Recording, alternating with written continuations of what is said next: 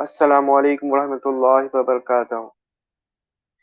As we can see that in India, in Karnataka, people are protesting against students, young girls wearing hijab in schools all of a sudden.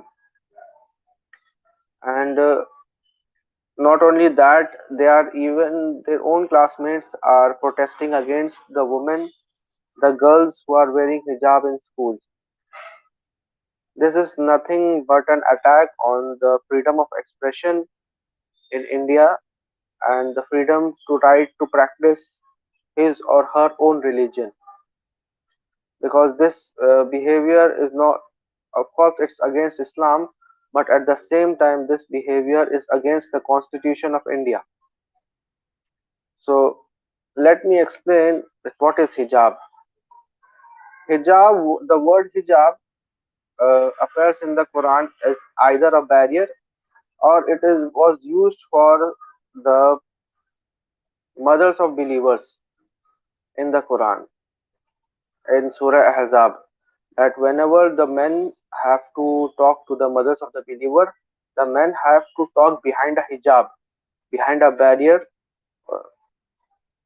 We have to talk behind the barrier to the mothers of the believer.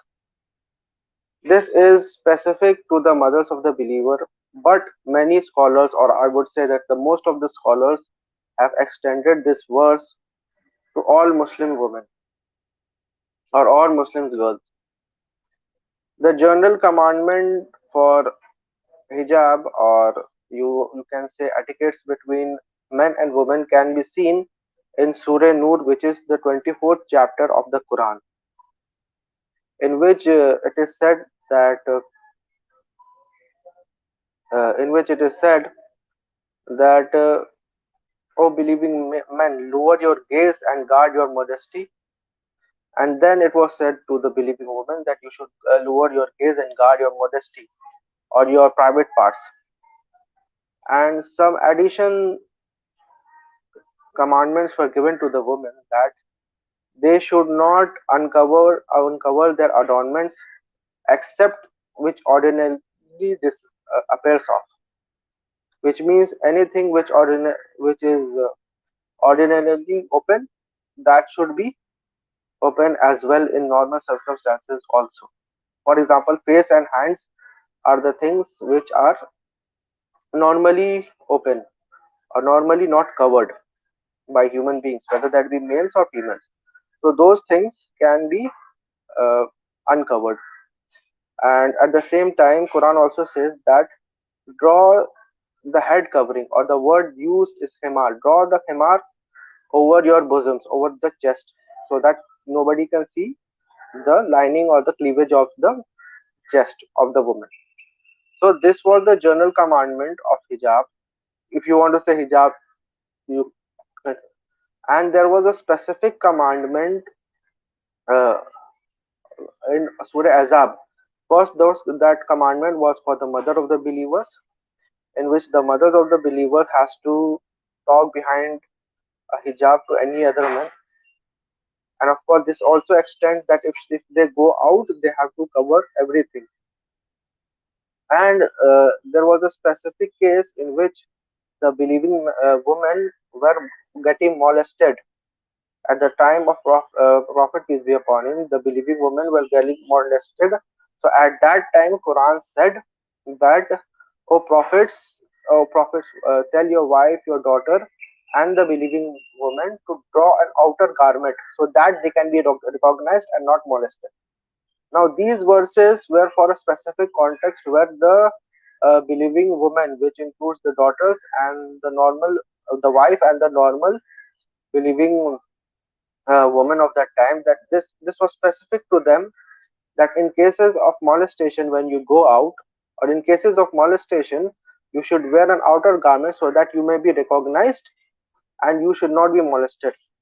So, in cases of molestation, they were commanded to cover to have an extra garment over them. Now, people differ regarding this, whether that the word used is jilbab, whether that jilbab covers their face or not. That's a different discussion. Most of the scholars say that it does not include face and head, and the word hijab was specific to the mother of the believer. The covering of the faces was specific to the mother of the believer. So basically, these two ayats of the Quran are used for hijab. But at the same time, we need to understand that Surah Ahzab ayat was deals with a specific context and a specific circumstances. But Surah Nur ayat is for general men and women. This should be kept in mind. Also, I would like to add that the head covering, which is the woman wears, I would say that it is recommended for a woman, for a Muslim woman to wear a head covering. But I would not say that it is an obligation upon a woman to have a head covering. Although the word used in Surah Nur is khimar, which does has a linguistic meaning of a head covering, but the command was not to cover the head, the command was to cover the chest. If I say that, suppose if you are wearing a watch, and if I say, uh, cover your watch with your sleeves, cover your watch with with your sleeves, that doesn't mean that wearing sleeves is compulsory. What is compulsory is covering your watch. If your watch can be covered by some other garment, for example, your handkerchiefs, that also is fulfilling the command which is given. So, in my humble opinion, head covering upon a Muslim woman is not compulsory, but I would say that it is highly recommended because all of the women of the Sahaba and all the wives of the prophets used to cover their heads when they used to go out. And even in fiqh, they have something that the slave woman will not cover their head, and the only the free woman will cover their head. This is in the fiqh. This is not in Quran and Hadith. This is in the fiqh of their time, their legal jurisprudence of their time.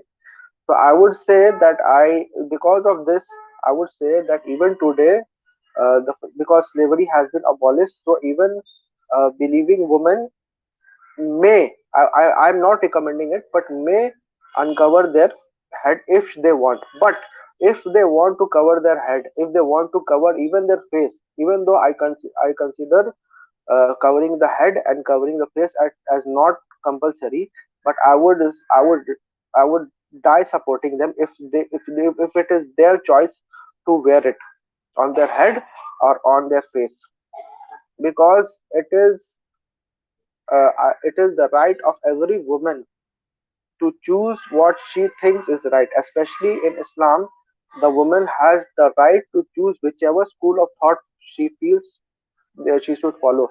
Just because I feel that covering the head or face is not compulsory, that doesn't mean I impose my opinions upon those women who feel that covering the head or covering the face is compulsory. So I would defend their rights to cover their head and their rights to cover their face if they want to do so. And this should be the attitude of every Muslim to protect the rights of another people, even if you differ with them. وآخر الدعوانا الحمد لله رب العالمين.